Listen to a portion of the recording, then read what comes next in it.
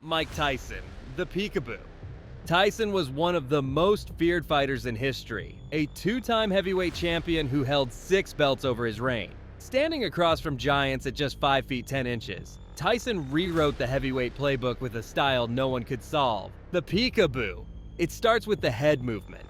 Tyson would weave under punches, slipping inside his opponent's jab before unloading with a vicious combo. A left hook to the ribs, then instantly whip the same hand upstairs, landing a left uppercut to the chin. Opponents never knew which punch to block, and most of them couldn't block either. This body-head combo became a Tyson trademark. The brilliance of Tyson's knockouts wasn't just raw strength, it was his ability to generate insane power from almost no space at all. By driving every punch from his legs, hips, and shoulders, Tyson could launch you into the canvas from just 6 inches away. And when it landed, opponents weren't just knocked out, they were folded, crushed, and sometimes unconscious before they even hit the floor.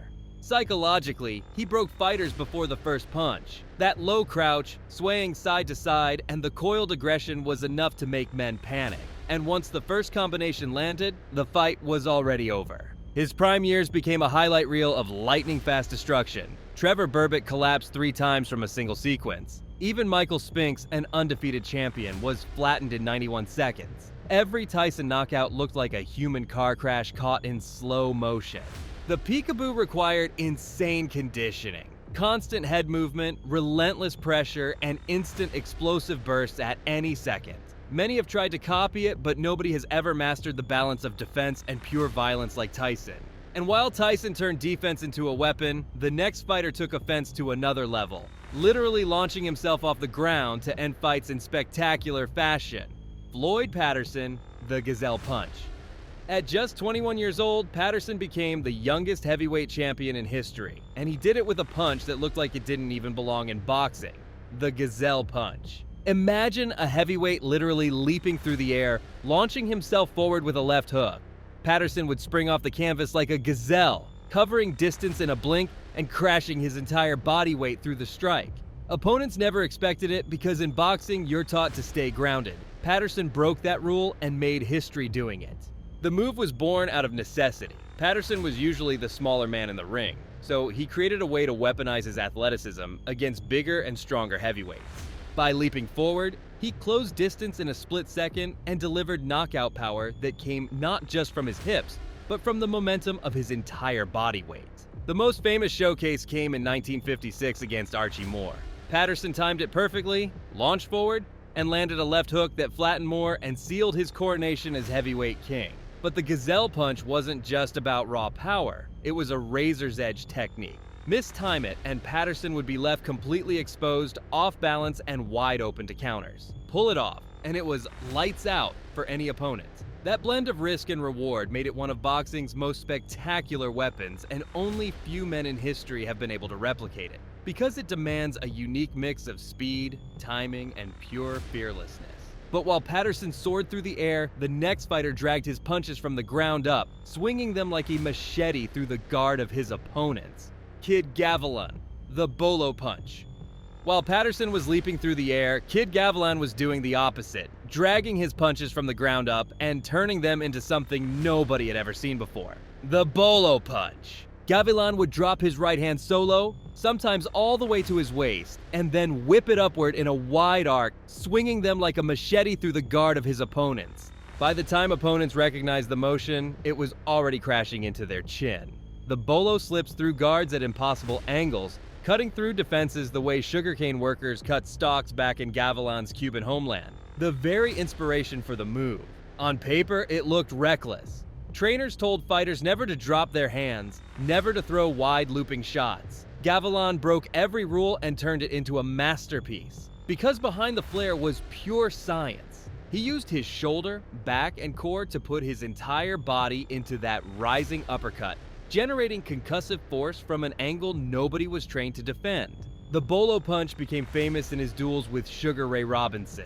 Even the greatest pound-for-pound fighter alive admitted it was one of the hardest punches to time, because it simply didn't follow boxing's logic. Of course, it was high risk. Miss with a bolo, and you were left exposed. But Gavilan's rhythm, deception, and timing made it a weapon of legend. Other fighters tried to copy it, but without his trickery and precision, it just never landed the same. If you're enjoying this video, please hit that like button and subscribe. We've got plenty more coming your way. Manny Pacquiao, the Manila Ice. If Gavilan's bolo punch was born from showmanship, Manny Pacquiao's signature weapon came from pure deception. For years, Pacquiao was known almost exclusively for his southpaw stance and a straight left down the pipe. At the highest levels of the sport, being an easy read for opponents was just not going to bring about success. His trainer Freddie Roach realized he had to transform Pacquiao into a two-fisted fighter in order to be successful. So he developed Pacquiao's right hand, particularly the right hook, and called it Manila Ice. The brilliance of the Manila Ice was its disguise. Pacquiao would dart forward, feint the right, and as opponents braced for the cannon, then boom, the left hook whips across their chin. It was short, sharp, and perfectly timed to catch fighters leaning into the wrong guard. He debuted it in his epic rematch with Mexican great Eric El Terrible Morales in 2006. The veteran fighter was stunned by the very punch he wasn't even supposed to worry about. The Manila Ice proved that Pacquiao wasn't a one-dimensional slugger. It was the move that completed his transformation into an 8-division world champion, unpredictable, versatile, and lethal from either hand. While Pacquiao iced opponents with deception, the next man's punch was all about overwhelming force. A knockout artist whose power was so frightening that fans called him boxing's human wrecking ball. Julian Jackson, the Hawk. At the highest levels of boxing, power alone usually isn't enough. Timing, precision, disguise are what create knockouts. But then came Julian Jackson, a fighter who shattered that logic. For him, pure, unfiltered power was the weapon. He didn't need feints, he didn't need elaborate setups. All he needed was one clean shot. And when it landed, the fight was over. They called him the Hawk because once he swooped in, the fight was over. Jackson didn't just knock people out, he erased them. His knockout percentage was unmatched among champions. 49 knockouts and 55 wins. He owned the highest knockout percentage of any world champion in history. And these weren't soft opponents either.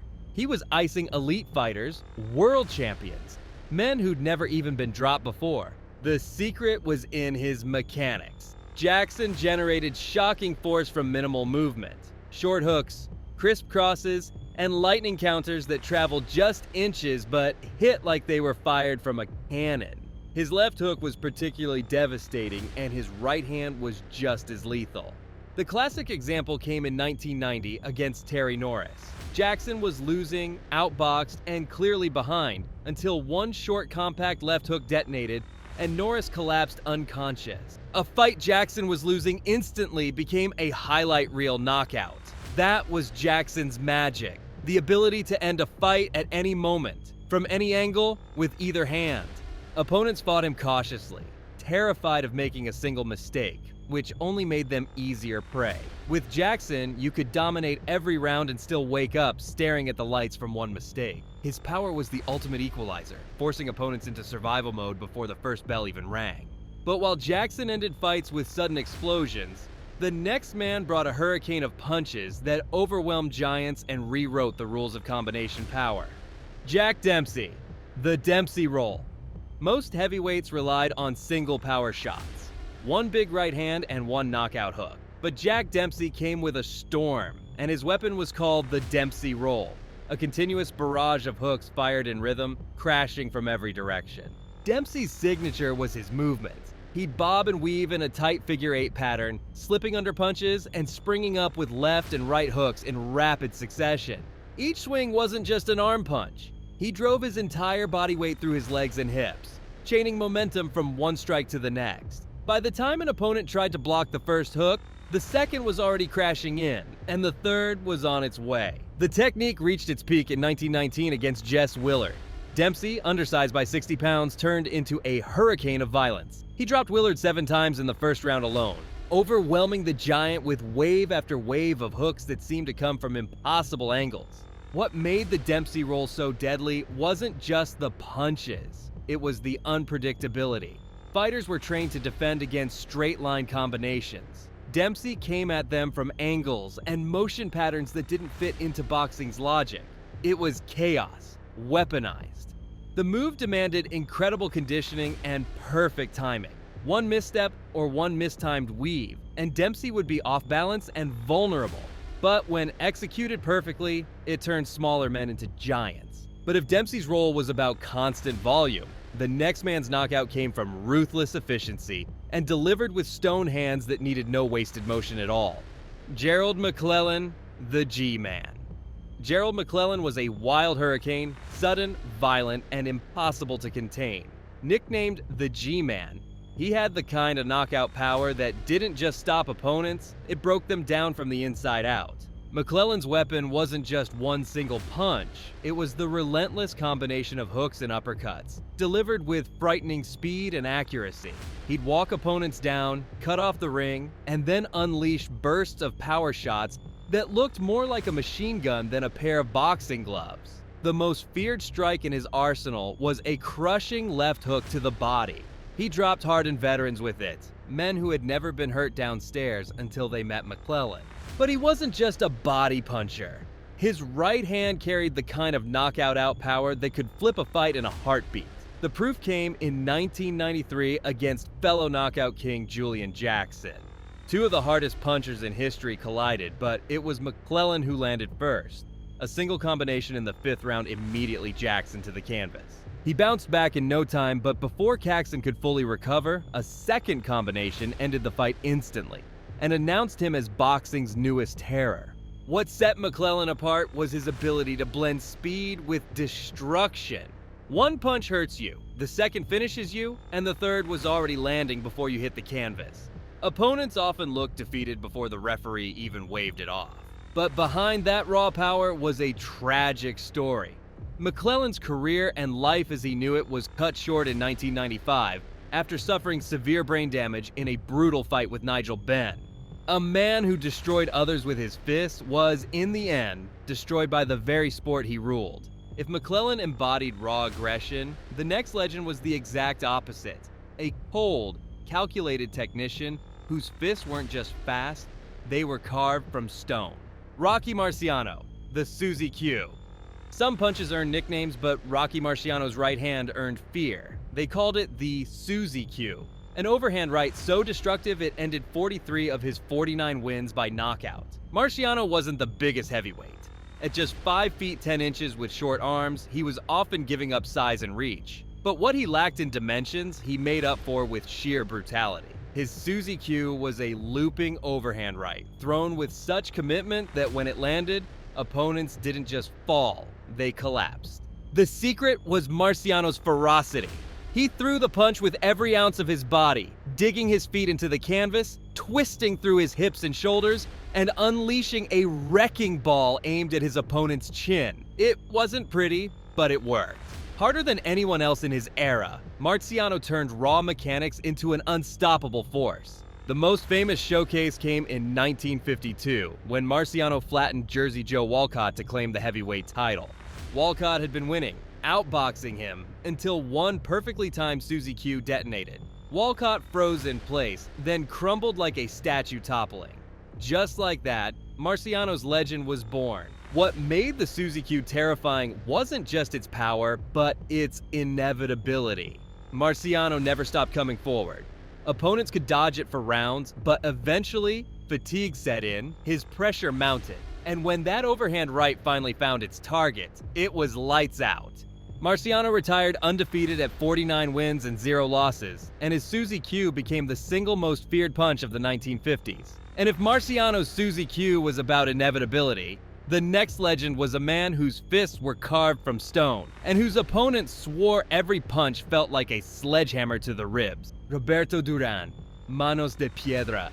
Roberto Duran's fists were like chisels, sharp, compact, and merciless. They called him Manos de Piedra, meaning hands of stone, and once you felt them, the fight was never the same. Duran's knockout power didn't come from wild swings. It came from precision. They were short punches, hooks, and uppercuts delivered from close range with such speed and accuracy that they barely needed space to destroy. He could launch knockout power from a distance of inches, and his opponents often didn't even realize they'd been hit until their legs betrayed them. The most feared of his arsenal is his left hook to the body. Duran would hammer away downstairs, chipping away at ribs, forcing hands to drop. and when they did, he'd finish upstairs with a hook to the head or a crisp uppercut. It wasn't just damage, it was demolition, a systematic breaking of the human body. Duran wasn't limited by size or weight either. He carried his power from lightweight all the way up to middleweight, knocking out men who towered over him. His knockout of Ken Buchanan, his dismantling of Esteban de Jesus, and his brutal stoppages at welterweight proved that Stonehand stayed heavy no matter the division. What made him terrifying wasn't just the physical damage, but the psychological effect. Once fighters felt that first liver shot, the fear set in.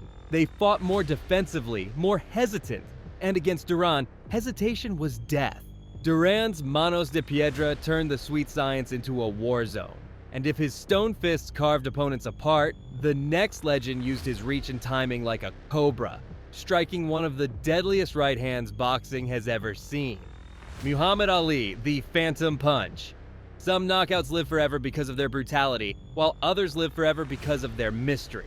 However, Muhammad Ali's Phantom Punch was both, a moment frozen in time that still sparks debate decades later.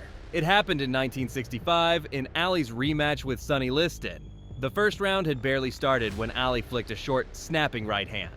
It didn't look like much. Many in the arena didn't even see it land.